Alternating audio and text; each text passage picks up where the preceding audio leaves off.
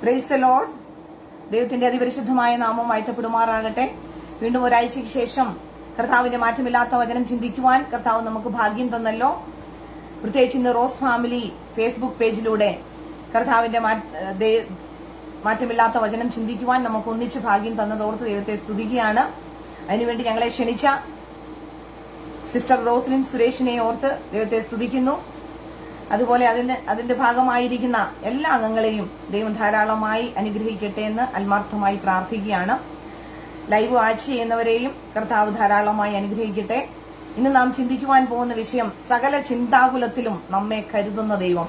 1 പത്രോസിന്റെ ലേഖനം 5-ാം അധ്യായം അതിന്റെ 7-ാം വാക്യത്തിൽ നിന്നാണ് സംസാരിക്കുവാൻ ആഗ്രഹിക്കുന്നത്. അതിനു മുമ്പ് 2 പാട്ടുകളെ പാടി നമുക്കൊന്നിച്ച് കർത്താവിനെ മഹത്വപ്പെടുത്തിയിട്ട് ദൈവവചന ശുശ്രൂഷയിലേക്ക് കയറുവാൻ ആഗ്രഹിക്കുന്നു. ദൈവം എല്ലാവരെയും ധാരാളമായി അനുഗ്രഹിക്കട്ടെ. അതാത് സ്ഥലങ്ങളിൽ ഇരുന്ന് നമുക്ക് ഒന്നിച്ച് ദൈവത്തെ മഹത്വപ്പെടുത്താം. Praise the Lord. Greetings to all in the name of Lord and Savior Jesus Christ. I thank God for this opportunity. സർവ മഹത്വത്തിനും സർവ പുകഴ്ചയ്ക്കും സർവസ്തുതികൾക്കും യോഗ്യനായവൻ യേശു മാത്രം. നിത്യമായി നമ്മൾ ഓരോരുത്തരെയും സ്നേഹിച്ച് മരണത്തെ ജയിച്ച് ഉയർത്തെഴുന്നേറ്റ് ഇന്നും ജീവിക്കുന്ന ആ കർത്താവിനോട് നമുക്ക് പറയാം, കർത്താവേ, you are worthy to be praised. Hallelujah. ആമേൻ.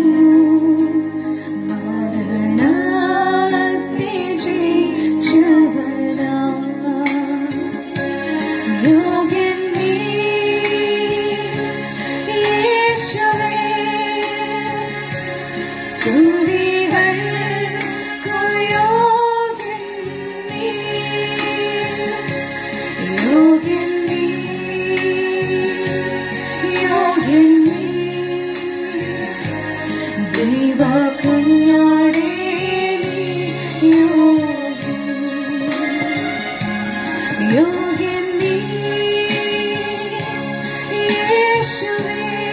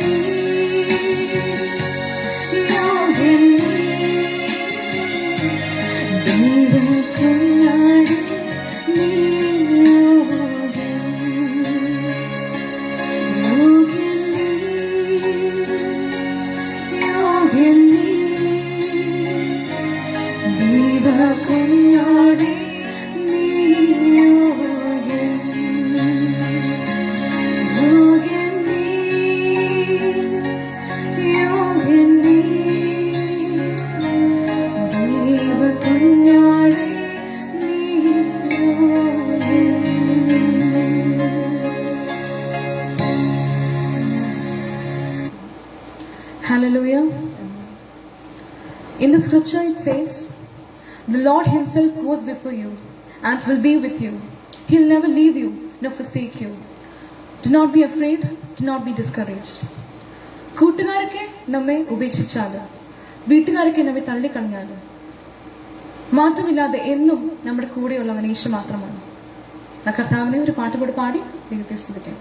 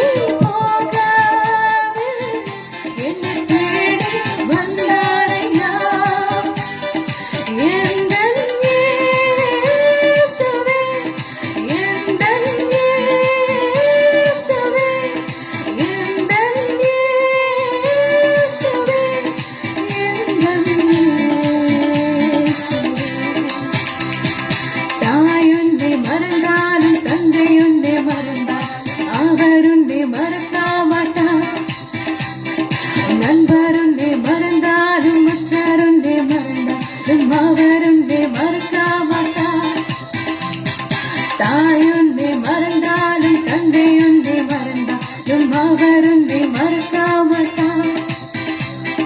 நண்பருன்னை மறந்தாலும் உற்றாருன்னை மறந்தாலும் அவருன்னை மறக்க மாட்டார். கரம் பிடித்து நடத்திடுவார், கண்மலை மேல் நிறுத்திடுவார். கரம் பிடித்து நடத்திடுவார், கண்மலை மேல் நிறுத்திடுவார். எந்தன் இயேசுவே, எந்தன் இயேசுவே, எந்தன் இயேசுவே, எந்தன் இயேசுவே. பாவங்கள் போக்கவே சாபங்கள் நீக்கவே பூலோகம் வந்தாரையா. மனிதரை நீக்கவே பரலோகம் திருத்தவே சிலுவையை சுமந்தாரையா. பாவங்கள் போக்கவே சாபங்கள் நீக்கவே பூலோகம் வந்தாரையா. மனிதரை நீக்கவே பரலோகம் திருத்தவே சிலுவையை சுமந்தாரையா. Amen. Praise the Lord. ആരെല്ലാം തള്ളിക്കളഞ്ഞാലും തള്ളിക്കളയാത്ത നമ്മുടെ നല്ല കർത്താവ് ദൈവം എല്ലാവരെയും ധാരാളമായി അനുഗ്രഹിക്കുമാറാകട്ടെ. കർത്താവ് ഇന്ന് നമുക്ക് ചിന്തയ്ക്ക് വേണ്ടി തന്നിരിക്കുന്ന വചനം 1 പത്രോസിന്റെ ലേഖനം 5-ാം അധ്യായം അതിന്റെ 7-ാം വാക്യമാണ്. അവൻ നിങ്ങൾക്കായി കരുതുന്നതാകിയാൽ നിങ്ങളുടെ സകല ചിന്താകുലവും അവന്റെ മേൽ ഇട്ടുകൊള്ളുവിൻ. ഒരു നിമിഷം കണ്ണുകളെ അടയ്ക്കാം, പ്രാർത്ഥിക്കാം. കാരുണ്യവാനും സ്നേഹസമ്പന്നനുമായ ഞങ്ങളുടെ സ്വർഗീയ നല്ല പിതാവേ, ഇന്നത്തെ ഈ സമയത്തിനായി സ്തോത്രം. അപ്പാ, അങ്ങ് തന്ന വചനത്തിനായി സ്തോത്രം ചെയ്യുന്നു. അങ്ങയുടെ വചനത്തിന്റെ ആഴങ്ങളെ ഞങ്ങൾക്ക് മനസ്സിലാക്കി തരണമേ. ഞങ്ങളുടെ സകല ചിന്താകുലവും കർത്താവിന്റെ മേലിട്ടുകൊള്ളുവാൻ കർത്താവെ അങ്ങ് വചനത്തിലൂടെ ഞങ്ങളോട് പ്രബോധിപ്പിക്കുകയാണല്ലോ. അപ്പാ, വചനം പറയുന്ന എനിക്കും കേൾക്കുന്ന എല്ലാവർക്കും ഇതൊരു അനുഗ്രഹമായി തീരണമേ. പല ചിന്താകുലത്തിലുമായിരിക്കുന്ന എല്ലാ മക്കളെയും അങ്ങ് അനുഗ്രഹിക്കുമാറാകണമേ എന്ന് പ്രാർത്ഥിക്കുന്നു. ആദിയോടന്തം അങ്ങയുടെ സാന്നിധ്യം ഞങ്ങളോട് കൂടെ ഇരിക്കണമേ. ഞങ്ങളുടെ പ്രാർത്ഥന കേട്ട കൃപയ്ക്കായി സ്തോത്രം.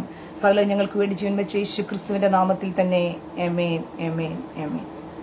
ഞാനിവിടെ വായിച്ച വചനം 1 പത്രോസിന്റെ ലേഖനം 5-ാം അധ്യായം 7-ാം വാക്യം. അവൻ നിങ്ങൾക്കായി കരുതുന്നതാകിയാൽ നിങ്ങളുടെ സകല ചിന്താകുലവും അവന്റെ മേൽ ഇട്ടുകൊള്ളുവിൻ. ഈ വചനത്തിലൂടെ പത്രോസ് വിളിച്ചു പറയുകയാണ്, അവൻ നിങ്ങൾക്കായി കരുതുന്നവനാണ്. അതുകൊണ്ട് നിങ്ങളുടെ സകല ചിന്താകുലവും അവന്റെ മേൽ ഇട്ടുകൊള്ളുക. ആരുടെ മേലാണ്?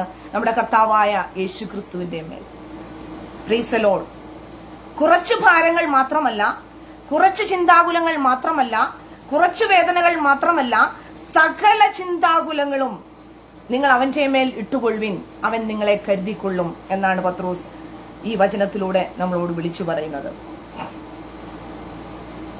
നമ്മളെല്ലാവരും പ്രത്യേകിച്ച് ഈ പാൻഡമിക്കിന്റെ സമയത്ത് പല ഭാരത്തിലൂടെ, പല ചിന്താകുലത്തിലൂടെ കടന്നു പോകുന്നവരാണ്.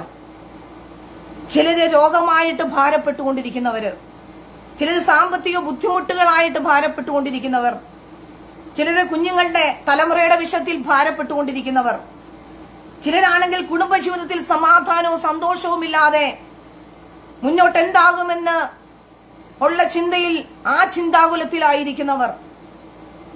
പ്രിയപ്പെട്ടവരെ, ഏതൊക്കെ ചിന്താകുലത്തിലാണോ നാം ഉള്ളത്, ആ സകല ചിന്താകുലവും കർത്താവായ യേശു ക്രിസ്തുവിന്റെ മേൽ ഇട്ടുകൊള്ളാനാണ് പത്രോസ് ഈ വചനത്തിലൂടെ നമ്മോട് ആഹ്വാനം ചെയ്യുന്നത്. കാരണം കൂടെ പറയുകയാണ്, കർത്താവായ യേശു ക്രിസ്തു നിങ്ങളെ കരുതുന്നവനാ. വേറെ ആരെക്കുറിച്ചും ഇപ്രകാരം പറഞ്ഞിട്ടില്ല. ഏതു വിഷയമാണെങ്കിലും, ആരുടെ മേൽ ഇട്ടുകൊള്ളുവാനാണ് പത്രോസ് ഇവിടെ വിളിച്ചു പറയുന്നത്? കർത്താവായ യേശു ക്രിസ്തുവിന് മാത്രമേ ആ വിഷയത്തിന്റെ മേൽ, ഏതു വിഷയത്തിന്റെ മേലും പരിഹാരം തരുവാൻ സാധിക്കത്തുള്ളൂ. മനുഷ്യർക്കെല്ലാവർക്കും ഒരു പരിധിയുണ്ട് പ്രിയരെ. നമ്മളെ ഹെൽപ്പ് ചെയ്യുന്നതില്, നമ്മുടെ പ്രശ്നങ്ങൾ പരിഹരിക്കുന്നതില് മനുഷ്യരായും എല്ലാവർക്കും ഒരു പരിധിയുണ്ട്. എന്നാൽ പരിധിയില്ലാത്തവൻ നമ്മുടെ ഏത് വിഷയമാണെങ്കിലും അവന്റെ മേലിട്ടാൽ പരിധിയില്ലാതെ നമ്മെ കരുതുന്ന ഒരു ദൈവമാണ് നമ്മുടെ കർത്താവായ യേശു ക്രിസ്തു. അവൻ നമുക്ക് വേണ്ടി കരുതുന്നവനാകിയാൽ നിങ്ങളുടെ സകല ചിന്താകുലവും അവന്റെ മേൽ ഇട്ടുകൊള്ളുവിൻ എന്ന് പ്രാഗൽഭ്യത്തോടെ പത്രോസ് ഇവിടെ പറഞ്ഞിരിക്കുന്നത് എന്തുകൊണ്ടാണെന്ന് നിങ്ങൾ ചിന്തിച്ചിട്ടുണ്ടോ? കാരണം പത്രോസിന്റെ ചിന്താകുലത്തിന്റെ സമയത്ത് യേശുവിന്റെ മേലിട്ട് അതിൽ വലിയ അത്ഭുതം കണ്ട ഒരു വ്യക്തിയാണ് പത്രോസ്. നേരിൽ കണ്ട് അനുഭവിച്ച വ്യക്തിയാണ് പത്രോസ്. അതുകൊണ്ടാണ് പ്രാഗൽഭ്യത്തോടെ ഈ വചനത്തിലൂടെ നമ്മോട് വിളിച്ചു പറയുന്നത്, അവൻ നിങ്ങൾക്കായി കരുതുന്നതാകിയാൽ നിങ്ങളുടെ സകല ചിന്താകുലവും അവന്റെ മേലിട്ടുകൊള്ളുവിൻ. അനുഭവമുള്ളവർക്ക് മാത്രമേ ഇത് വിളിച്ചു പറയുവാൻ സാധിക്കത്തുള്ളൂ. പ്രിയരെ, എന്താണ് അനുഭവം? നമുക്ക് ആ അനുഭവത്തിലേക്ക് ഒന്ന് കടന്നു പോകാം. ലൂക്കോസിന്റെ സുവിശേഷം 5-ാം അധ്യായം നാം വായിക്കുമ്പോൾ 5-ാം അധ്യായത്തിന്റെ 1 മുതലുള്ള വാക്യങ്ങളിൽ ഇപ്രകാരമാണ് വായിക്കുന്നത്. അവൻ ഗന്നേസരത്ത് തടാകത്തിന്റെ കരയിൽ നിൽക്കുമ്പോൾ പുരുഷാരം ദൈവവചനം കേൾക്കേണ്ടതിന് അവനെ തിക്കിക്കൊണ്ടിരിക്കയിൽ 2 പടക് കരയ്ക്കടുത്ത് നിൽക്കുന്നത് അവൻ കണ്ടു. Price the Lord. കർത്താവായ യേശു ക്രിസ്തു പുരുഷാരത്തെ ദൈവവചനം ഉപദേശിക്കുവാൻ വേണ്ടി ഗന്നേസരത്ത് തടാകത്തിന്റെ അടുത്ത് നിൽക്കുമ്പോൾ, ആ കരയിൽ നിൽക്കുമ്പോൾ ആൾക്കാരെല്ലാം തിരക്കിക്കൊണ്ടിരിക്കുകയാണ്. ആ തിക്കിക്കൊണ്ടിരിക്കുന്ന സമയത്തും അവിടെ 2 പടക് കരയ്ക്കടുത്ത് നിൽക്കുന്നത് കർത്താവ് കാണുവാനിടയായി തീർന്നു. അവരെന്താണ് ചെയ്തുകൊണ്ടിരുന്നത്? ആ പടക് കരയ്ക്കടുപ്പിച്ചിട്ട് അവരുടെ വല കഴുകിക്കൊണ്ടിരിക്കുകയായിരുന്നു. ആ പടകിൽ, ഒരു പടകിൽ, ശീമോൻ പത്രോസിന്റെ പടകിൽ കർത്താവ് കയറിയിരുന്നിട്ട് കരയിൽ നിന്ന് അല്പം നീക്കണമെന്ന് അവനോട് അപേക്ഷിച്ചു. അങ്ങനെ അവൻ പടകിലിരുന്ന് പുരുഷാരത്തെ ഉപദേശിക്കുവാനിടയായി തീർന്നു. അപ്പോൾ ശീമോൻ പത്രോസിന്റെ പടകാണ് കർത്താവ് ദൈവവചനം പറയുന്നതിന് വേണ്ടി ഉപയോഗിച്ചതെന്ന് നമുക്ക് കാണുവാൻ സാധിക്കുന്നു. യേശു മറ്റുള്ളവരോട് ദൈവവചനം പറഞ്ഞുകൊണ്ടിരുന്നപ്പോഴും ശീമോന്റെ മനസ്സറിയുന്ന, അവന്റെ ചിന്താകുലം എന്താണ് എന്നറിയുന്ന കർത്താവായിരുന്നു. മാനുഷികമായി ചിന്തിച്ചാൽ ശീമോന്റെ അവസ്ഥ നമുക്കെല്ലാവർക്കും അറിയാം. ആ രാത്രി മുഴുവൻ അധ്വാനിച്ചിട്ടും അവൻ ഒരു മീൻ പോലും കിട്ടിയില്ല. അപ്പോൾ തീർത്തും ഒരു അമർഷവും ദേഷ്യവും ഒക്കെ ഉണ്ടാകാം. യേശുവിനോട് പറയാം, ഞാൻ രാത്രി മൊത്തം അധ്വാനിച്ചിട്ടും എനിക്കൊന്നും കിട്ടിയില്ല. അപ്പോഴാണ് ഒരു പടക് അന്വേഷിച്ചു വന്നിരിക്കുന്നത്. എന്നാൽ മറുത്തൊന്നും പറയാതെ കർത്താവ് ചോദിച്ചപ്പോൾ തന്നെ ആ പടക് ദൈവവചനം മറ്റുള്ളവരോട് ഉപദേശിക്കുവാൻ വേണ്ടി ശീമോൻ വിട്ടുകൊടുത്തതായിട്ട് നമുക്ക് കാണുവാൻ സാധിക്കുന്നുണ്ട്. പ്രിയരെ, പഠിക്കേണ്ട ഒരു പാഠം ഇവിടെയുണ്ട്. പത്രോസ് ഇല്ലായ്മയുടെ സമയത്താണ് ആ പടക് കർത്താവിന് വേണ്ടി വിട്ടുകൊടുത്തത്. ചിന്തിച്ചു നോക്കിയാൽ ഒന്നുമില്ല. എന്നാൽ ഇല്ലായ്മയുടെ സമയത്തും കർത്താവ് ചോദിച്ചപ്പോൾ ആ പടക് ദൈവവചന ശുശ്രൂഷയ്ക്ക് വേണ്ടി വിട്ടുകൊടുക്കുവാനിടയായി തീർന്നു. പ്രിയരെ, ദൈവനാമ മഹത്വത്തിന് വേണ്ടി നമുക്കുള്ളത് എന്തൊക്കെയാണെങ്കിലും, അത് എന്തു തന്നെയാണെങ്കിലും ദൈവനാമ മഹത്വത്തിന് വേണ്ടി നാം വിട്ടുകൊടുത്താൽ, അത് ചിലപ്പോൾ ആരോഗ്യമായിരിക്കാം, നമ്മുടെ സമയമായിരിക്കാം, നമ്മുടെ ധനമായിരിക്കാം, അത് എന്തു തന്നെയായാലും കർത്താവിന്റെ നാമ മഹത്വത്തിന് വേണ്ടി നാം വിട്ടുകൊടുക്കുവാൻ തയ്യാറായാൽ ദൈവം നമ്മെ മാനിക്കുവാനിടയായി തീരും. അതിന് പ്രതിഫലം തരുവാനിടയായി തീരും. പ്രതിഫലേച്ഛ കൂടാതെ ഇതിനൊരു പ്രതിഫലം കിട്ടുമെന്ന് നോക്കാതെ. കാരണം പത്രോസിനെ അറിയത്തില്ല വീണ്ടും എന്താണ് നടക്കാൻ പോകുന്നതെന്ന്. ഒന്നും അറിയാതെ കർത്താവ് ചോദിച്ചപ്പോൾ ആ പടക് വിട്ടുകൊടുക്കുവാനിടയായി തീർന്നു. ദൈവമക്കളെ, ദൈവനാമ മഹത്വത്തിന് വേണ്ടി നാം എന്തു തന്നെ വിട്ടുകൊടുത്താലും അതിനെല്ലാം പ്രതിഫലമുണ്ട്. ദൈവമാർക്കും കടക്കാരനല്ല. ദൈവമാർക്കും കടക്കാരനല്ല പ്രിയരെ. അതുകൊണ്ടാണ് മത്തായിയുടെ സുവിശേഷം 10-ാം അധ്യായം 42-ാം വാക്യം ഇപ്രകാരം വായിക്കുന്നത്: ശിഷ്യൻ എന്ന് വെച്ച് ഈ ചെറിയവരിൽ ഒരുത്തന് ഒരു പാനപാത്രം തണ്ണീർ മാത്രം കുടിപ്പാൻ കൊടുക്കുന്നവന് പ്രതിഫലം കിട്ടാതെ പോകിയില്ല എന്ന് ഞാൻ സത്യമായിട്ട് നിങ്ങളോട് പറയുന്നു. അതേ പ്രിയരെ, ദൈവനാമത്തിനു വേണ്ടി, ദൈവനാമ മഹത്വത്തിന് വേണ്ടി ഒരു ഗ്ലാസ് വെള്ളം കൊടുത്താൽ പോലും അതിന് പ്രതിഫലമുണ്ട്. അതുകൊണ്ടാണ് പുരുഷാരത്തെ ഉപദേശിച്ചു കഴിഞ്ഞപ്പോൾ യേശു പത്രോസിനോട് പറഞ്ഞത്, ഇനി ആഴത്തിലേക്ക് നീ മീൻപിടുത്തത്തിന് വലയിറക്കുവിൻ. Praise the Lord. അപ്പോൾ ശീമോൻ പത്രോസ് പറയുകയാണ്, 5-ാം അധ്യായത്തിന്റെ 5-ാം വാക്യം ഇപ്രകാരമാണ് വായിക്കുന്നത്: അതിന് ശീമോൻ, നാഥ, ഞങ്ങൾ രാത്രി മുഴുവനും അധ്വാനിച്ചിട്ടും ഒന്നും കിട്ടിയില്ല.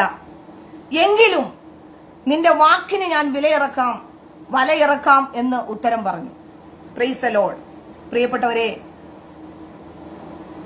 രാത്രി മുഴുവൻ അധ്വാനിച്ചിട്ടും ഒന്നും കിട്ടിയില്ല എന്ന് നാം ഇവിടെ വായിക്കുമ്പോൾ എന്തൊക്കെയാണ് പത്രോസിന് നഷ്ടമായി തീരേണ്ടിയിരുന്നത് എന്ന് നമുക്ക് കാണുവാൻ സാധിക്കുന്നു.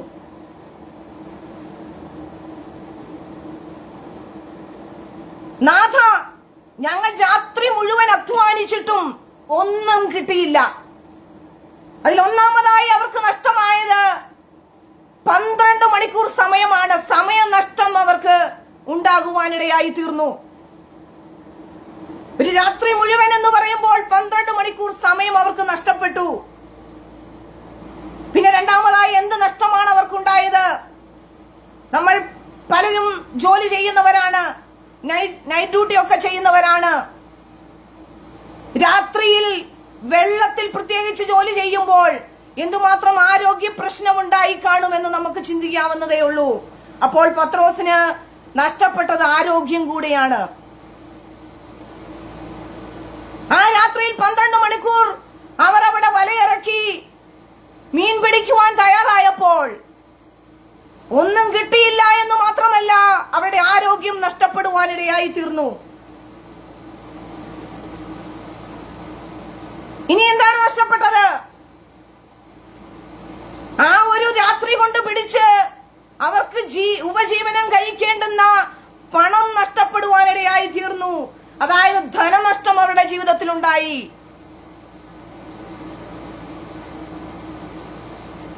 പിന്നെ എന്താണ് പ്രിയപ്പെട്ടവരെ അവർക്ക് നഷ്ടമായത്? ഏറ്റവും പ്രധാനമായിട്ടും മാനനഷ്ടം ഉണ്ടാകുവാനിടയായി തീർന്നു. അവർ മീൻപിടുത്തത്തിൽ പ്രാഗൽഭ്യമുള്ളവരായിരുന്നു. പല വർഷങ്ങളായിട്ട് മീൻപിടുത്തക്കാരാണ്. എന്നാൽ മറ്റുള്ളവർ അവരെ നോക്കി, കണ്ടോ, അവർ ഒരു രാത്രി മുഴുവനും വലയിറക്കിയിട്ടും ഒരു മീൻ പോലും അവർക്ക് കിട്ടിയില്ലല്ലോ എന്ന് പറഞ്ഞ് അവരെ നിന്ദിക്കുവാനും പരിഹസിക്കുവാനും ഇടയുണ്ട്. അങ്ങനെ 4 നഷ്ടങ്ങൾ അവരുടെ ജീവിതത്തിൽ ഉണ്ടാകുവാനിടയായി തീർന്നു. എന്നാൽ ഈ 4 നഷ്ടങ്ങൾ ഉണ്ടാകുവാനിടയുണ്ടായിരുന്നിട്ടും യേശുവിന്റെ ഒരു വാക്കിന് വില കൽപ്പിച്ചുകൊണ്ട് ശീമോൻ പത്രോസ് വലയിറക്കുവാനിടയായി തീർന്നു. അതാണ് 5-ാം അധ്യായം 6-7 വാക്യത്തിൽ ഇപ്രകാരം വായിക്കുന്നത്: അവർ അങ്ങനെ ചെയ്തപ്പോൾ പെരുത്ത മീൻകൂട്ടം അകപ്പെട്ട് വല കീറാറായി. അവർ മറ്റേ പടകിലുള്ള കൂട്ടാളികൾ വന്ന് സഹായിപ്പാൻ അവരെ മാടി വിളിച്ചു. അവർ വന്ന് പടക് രണ്ടും മുങ്ങുവാറാകുവോളം നിറച്ചു. അതേ പ്രിയപ്പെട്ടവരെ, കർത്താവ് നമുക്ക് എന്തെങ്കിലും തന്നാൽ അത് നിറഞ്ഞു കവിഞ്ഞതാണ്. ആ അനുഗ്രഹത്തിന് ഒരു പരിധിയും ഉണ്ടാകത്തില്ല. മനുഷ്യർ തരുന്നതിന് എന്തെങ്കിലുമൊക്കെ പരിധി ഉണ്ടാകും, അതിനൊക്കെ ഒരു ലിമിറ്റേഷൻസ് ഉണ്ടാകുമെങ്കിൽ കർത്താവാണ് നമ്മളെ അനുഗ്രഹിക്കുവാൻ തീരുമാനിക്കുന്നതെങ്കിൽ അതിനൊരു പരിധിയും ഉണ്ടാകത്തില്ല. അതുകൊണ്ടാണ് അത്രയ്ക്കും പെരുത്ത മീൻകൂട്ടം കിട്ടിയതായിട്ട് ഇവിടെ കാണുവാൻ സാധിക്കുന്നത്. എന്തുകൊണ്ടാണ് അങ്ങനെ സംഭവിച്ചത്? ശീമോൻ പത്രോസ് കർത്താവിന്റെ വാക്കിന് വില കൽപ്പിച്ചു. ഒരു വാക്ക് കേട്ടപ്പോൾ അതേപടി അനുസരിക്കുവാനിടയായി തീർന്നു. അതുകൊണ്ട് തന്നെ അവന് വരേണ്ടിയിരുന്ന നഷ്ടം ലാഭമായി തീർന്നതായിട്ട് നമുക്ക് കാണുവാൻ സാധിക്കുന്നു.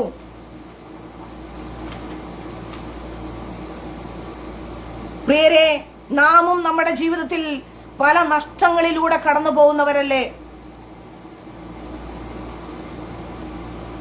ഇത്രയും നാളും യേശുവിന്റെ വാക്ക് കേട്ടിട്ടും വചനം കേട്ടിട്ടും യേശുവിനെ രക്ഷകനും നാഥനുമായി സ്വീകരിക്കാതെ നമ്മുടെ ജീവിതം തന്നെ, നമ്മുടെ ആയുസ് തന്നെ നഷ്ടപ്പെടുത്തി. ഇത്രയും സമയം നാം നഷ്ടപ്പെടുത്തിയില്ലേ?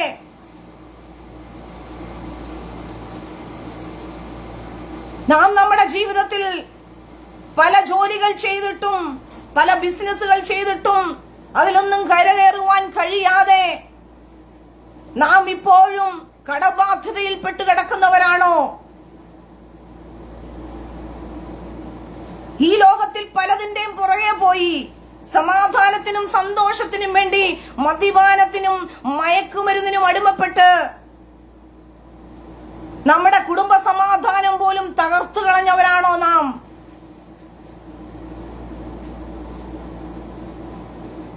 അതോ നമ്മെ മറ്റുള്ളവർ നോക്കി അവരുടെ ഭവനത്തിൽ എന്തൊക്കെയോ ശാപമുണ്ട്, അവർക്കിനി രക്ഷയില്ല, അവർക്കിനി ഈ ജീവിതത്തിൽ ഈ ലോകത്തിൽ അവർക്ക് രക്ഷപ്പെടുവാൻ സാധിക്കത്തില്ല, അവരുടെ തലമുറകൾ രക്ഷപ്പെടുവാൻ രക്ഷപ്പെടത്തില്ല എന്ന് പറഞ്ഞ് നമ്മളെ നിന്ദിക്കുകയും പരിഹസിക്കുകയും ചെയ്തിട്ടുണ്ടോ? ആ നിന്ദയും പരിഹാസവും നാം കേട്ടവരാണോ? എന്നാൽ പ്രിയരെ, ഏതു പ്രശ്നത്തിലൂടെയാണ് നാം കടന്നു പോകുന്നതെങ്കിലും, ഏത് ചിന്താകുലത്തിലൂടെയാണ് നാം കടന്നു പോകുന്നതെങ്കിലും, അതിനെയെല്ലാം മാറ്റി, ആ നഷ്ടങ്ങളെയെല്ലാം മാറ്റി നമുക്ക് ലാഭമാക്കി 10 മടങ്ങ് ലാഭമാക്കി തരുവാൻ നമ്മുടെ കർത്താവ് നമ്മോട് വിശ്വസ്തനാണ്. പത്രോസിന്റെ പടക് നിറച്ചതുപോലെ നമ്മുടെ ജീവിതത്തിലും ഒരു നിറവ് തരുവാൻ ദൈവം ശക്തനാണ്. അത് നമ്മുടെ വ്യക്തി ജീവിതത്തിലാണെങ്കിലും, നമ്മുടെ കുടുംബ ജീവിതത്തിലാണെങ്കിലും, നമ്മുടെ ജോലി മേഖലകളിലാണെങ്കിലും, ഏതു മേഖലയിലും നമുക്കൊരു നിറവ് തരുവാൻ നമ്മുടെ കർത്താവ് ശക്തനാണ്. പ്രിയരെ,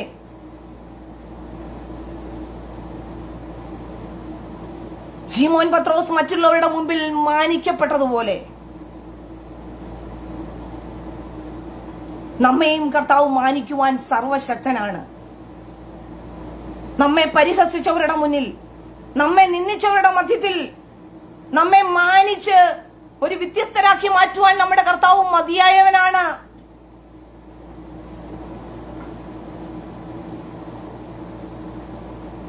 അതിന്റെ 5-ാം അധ്യായത്തിന്റെ 8-ാം വാക്യം ഇപ്രകാരമാണ് വായിക്കുന്നത്: ശീമോൻ പത്രോസ് അത് കണ്ടിട്ട് യേശുവിന്റെ കാൽക്കൽ വീണ്, കർത്താവേ, ഞാൻ പാപിയായ മനുഷ്യനായതുകൊണ്ട് എന്നെ വിട്ടുപോകണമേ എന്ന് പറഞ്ഞു. കർത്താവ് ചെയ്ത വലിയ അത്ഭുതം കണ്ടപ്പോൾ, കർത്താവ് ചെയ്ത വലിയ വിടുതൽ കണ്ടപ്പോൾ ശീമോൻ പത്രോസ് എന്താണ് ചെയ്തത്? യേശുവിന്റെ കാൽക്കൽ വീണ്, കർത്താവേ, ഞാൻ പാപിയാണ്, ഞാൻ ഈ അത്ഭുതത്തിന് ഒന്നും യോഗ്യനല്ല എന്ന് പറയുവാനിടയായി തീർന്നു. അതായത് കർത്താവ് അവന്റെ ജീവിതത്തിൽ അത്ഭുതം ചെയ്തപ്പോൾ ശീമോൻ പത്രോസിന് ഒരു പാപബോധം ഉണ്ടാകുവാനിടയായി തീർന്നു. പ്രിയരെ, നാം ഈ നാളുകളിൽ ചിന്തിക്കണം, നമ്മുടെ ജീവിതത്തിലും വലിയ വലിയ അത്ഭുതങ്ങൾ കർത്താവ് തരാറില്ലേ? വലിയ വലിയ വിടുതൽ നമ്മുടെ ജീവിതത്തിൽ തരാറില്ലേ? അപ്പോൾ നമ്മുടെ മനോഭാവം എന്താണ്? ഞാൻ എന്തോ സംതിങ് ആയതുകൊണ്ടാണ് എനിക്ക് ഈ കൃപകള്, ഈ അനുഗ്രഹങ്ങളൊക്കെ ദൈവം തന്നതെന്നുള്ള ഒരു മനോഭാവമാണോ നമുക്കുള്ളത്? ഞാൻ അവരെക്കാൾ മിടുക്കരായതുകൊണ്ടാണ്, ഞാൻ തെറ്റൊന്നും ചെയ്യാതെ ഞാൻ നല്ല രീതിയിൽ ജീവിക്കുന്നത് കൊണ്ടാണ് എനിക്ക് ഈ അനുഗ്രഹമൊക്കെ കിട്ടിയത് എന്നുള്ള മനോഭാവമാണോ നമുക്കുള്ളത്? എന്നാൽ അതല്ല പ്രിയരെ വേണ്ടത്. വീണ്ടും ദൈവസന്നിധിയിൽ നമ്മെ തന്നെ താഴ്ത്തുവാനിടയായി തീരണം. പാപത്തെക്കുറിച്ച് കുറിച്ചൊരു ബോധ്യം നമുക്കുണ്ടാകണം. ദൈവഹിതമല്ലാത്തത് എന്തെങ്കിലും എന്റെ ജീവിതത്തിൽ ഉണ്ടോ എന്ന് നാം വീണ്ടും വീണ്ടും ശോധന ചെയ്യണം. അഥവാ ദൈവഹിതമല്ലാത്തത് എന്തെങ്കിലും എന്റെ ജീവിതത്തിൽ ഉണ്ടെങ്കിൽ അതെല്ലാം മാറ്റിക്കളയുവാനിടയായി തീരണം. ഞാനും യോഗ്യനല്ല കർത്താവേ, ഈ അനുഗ്രഹം പ്രാപിക്കുവാൻ ഞാൻ യോഗ്യനല്ല എന്ന് ഏറ്റുപറയുവാനിടയായി തീരണം.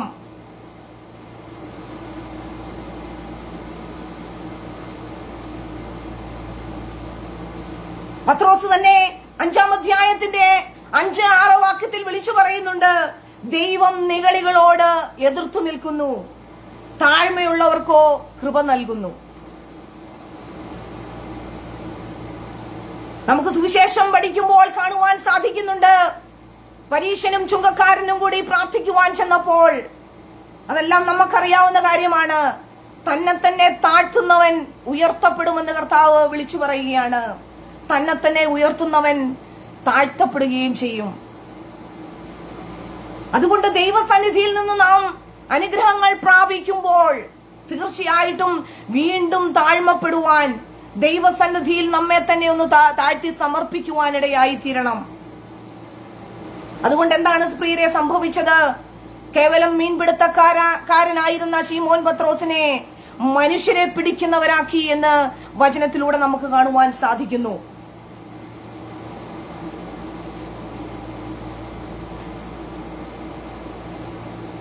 കർത്താവിന്റെ വചനം അനുസരിച്ച് അതേപടി അതനുസരിച്ച് ചെയ്യുവാൻ ഇടയായി തീർന്നതുകൊണ്ട് ശീമോൻ പത്രോസിന്റെ ജീവിതത്തിൽ വലിയ അത്ഭുതങ്ങൾ കാണുവാനും വലിയ വിടുതൽ കാണുവാനും ഇടയായി തീർന്നു.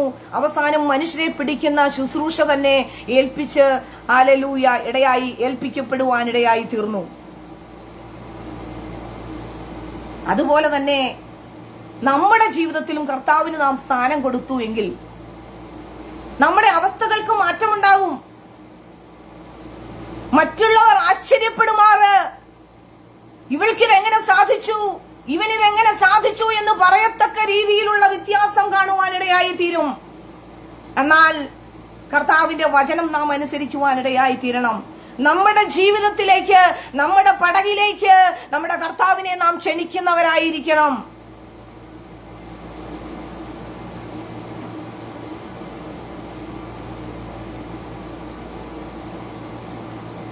അവൻ നിങ്ങൾക്കായി കരുതുന്നതാകിയാൽ നിങ്ങളുടെ സകല ചിന്താകുലവും അവന്റെ മേൽ ഇട്ടുകൊള്ളുവിൻ എന്ന് പറഞ്ഞ പത്രോസ് നമ്മെ ഓരോരുത്തരെയും നോക്കി പറയുകയാണ്, യേശു കർത്താവ് നിങ്ങൾക്കായി കരുതും.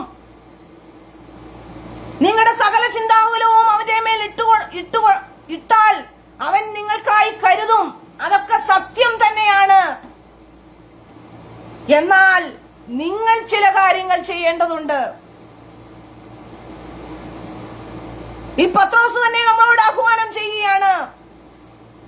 നമ്മുടെ ഏതവസ്ഥയിലും നമ്മുടെ ചിന്താകുലത്തിലും നമുക്ക് വേണ്ടി കരുതുന്നതാണ് നമ്മുടെ കർത്താവ്. എന്നാൽ നാം ചെയ്യേണ്ടത് എന്താണ്? യേശു കർത്താവ് സ്വർഗാരോഹണം കഴിഞ്ഞ് സ്വർഗാരോഹണത്തിലേക്ക് പോയി കഴിഞ്ഞപ്പോൾ പത്രോസ് അടക്കം 120 പേര് മാളിക മുറിയിൽ കൂടി പരിശുദ്ധാത്മാവിനെ പ്രാപിക്കുവാനിടയായി തീർന്നു. പരിശുദ്ധാത്മാവിനെ പ്രാപിച്ച പത്രോസ് തന്നെ നമ്മോട് വിളിച്ചു പറയുകയാണ്, നാം എന്താണ് ചെയ്യേണ്ടത്? അപ്പോസ്തലപ്രവൃത്തി 2-ാം അധ്യായം 38 മുതൽ പത്രോസ് ഇപ്രകാരം വിളിച്ചു പറയുന്നു, നിങ്ങൾ മാനസാന്തരപ്പെട്ട് നിങ്ങളുടെ പാപങ്ങളുടെ മോചനത്തിനായി ഓരോരുത്തൻ യേശുക്രിസ്തുവിന്റെ നാമത്തിൽ സ്നാനമേൽപ്പിൻ, എന്നാൽ പരിശുദ്ധാത്മാവ് എന്ന ദാനം ലഭിക്കും.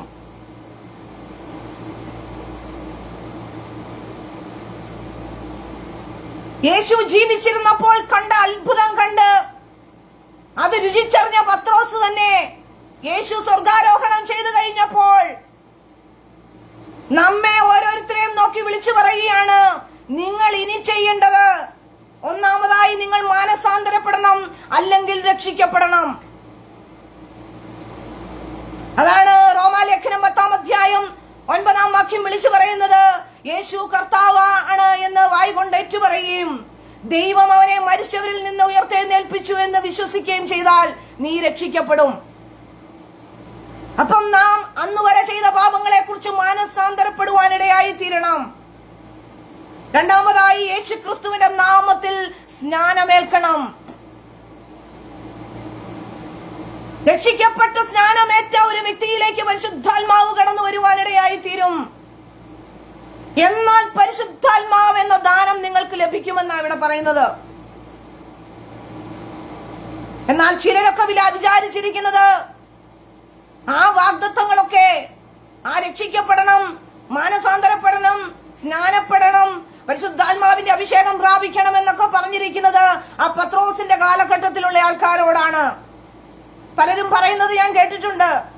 എന്നാൽ പ്രിയരെ, 39 വാക്യം ഇപ്രകാരമാണ് വിളിച്ചു പറയുന്നത്: വാഗ്ദത്തം നിങ്ങൾക്കും നിങ്ങളുടെ മക്കൾക്കും നമ്മുടെ ദൈവമായ കർത്താവ് വിളിച്ചു വരുത്തുന്ന ദൂരസ്ഥന്മാരായി ഏവർക്കും ഉള്ളതല്ലോ എന്ന് പറഞ്ഞു.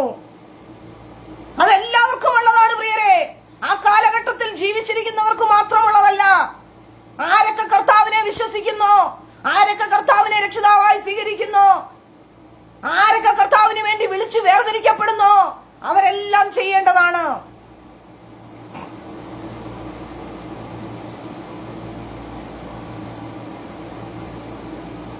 ഇനി അതിന്റെ 42 വാക്യം ഇപ്രകാരം വായിക്കുന്നു: അവർ അപ്പസ്തലന്മാരുടെ ഉപദേശം കേട്ടും കൂട്ടായ്മ ആചരിച്ചും അപ്പം നുറുക്കിയും പ്രാർത്ഥന കഴിച്ചും പോന്നു. അങ്ങനെ 7 അടിസ്ഥാന ഉപദേശത്തിൽ നിൽക്കുന്നവരായി തീരണം നാം ഓരോരുത്തരും. കർത്താവായ യേശുക്രിസ്തു ജീവിച്ചിരുന്നപ്പോൾ അനുഭവിച്ച അത്ഭുതങ്ങളും അതെല്ലാം കണ്ടനുഭവിച്ച പത്രോസാണ് ഇവിടെ വിളിച്ചു പറയുന്നത് നാം ഇനി എന്ത് ചെയ്യണമെന്ന്. പ്രിയപ്പെട്ടവരെ, നാം തെറ്റിപ്പോകരുത്. വചനവിരുദ്ധമായ കാര്യത്തിലേക്ക് നാം അകപ്പെട്ടു പോകരുത്. ദൈവവചനത്തിൽ വ്യക്തമായിട്ട് വിളിച്ചു പറയുന്ന 7 അടിസ്ഥാന ഉപദേശങ്ങൾ നാം ഓരോരുത്തരും അനുസരിക്കേണ്ടവരാണ്. എന്നാൽ മാത്രമേ ഈ വക്രതയുള്ള തലമുറയിൽ നിന്ന് രക്ഷപ്പെടുവാൻ നമുക്ക് സാധിക്കത്തുള്ളൂ എന്നും കൂടെ പത്രോസ് അവിടെ കൂട്ടിച്ചേർക്കുകയാണ്.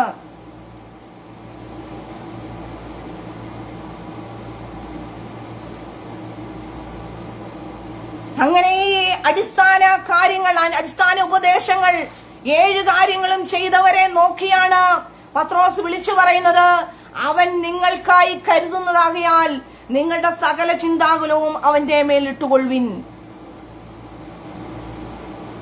എന്നാൽ പ്രിയരെ, ഇപ്പോഴെന്താണ് സംഭവിച്ചുകൊണ്ടിരിക്കുന്നത്? ഞങ്ങളുടെ സകല ചിന്താകുലവും കർത്താവിന്റെ അടുക്കിലേക്ക് ഞങ്ങൾ ഇട്ടോളാം, എന്നാൽ ഉപദേശത്തിൽ നിലനിൽക്കാനൊന്നും ഞങ്ങൾക്ക് സാധ്യമല്ല. ആ ഒരു ചിന്താഗതിയാണെങ്കിൽ പ്രിയരെ, അത് വചന വിരുദ്ധമാണ്. ദൈവവചനം അനുസരിക്കുവാൻ നാം ബാധ്യസ്ഥരാണ്. നമ്മുടെ കർത്താവ് എന്ത് പറഞ്ഞിട്ടാണ് സ്വർഗത്തിലേക്ക് പോയത്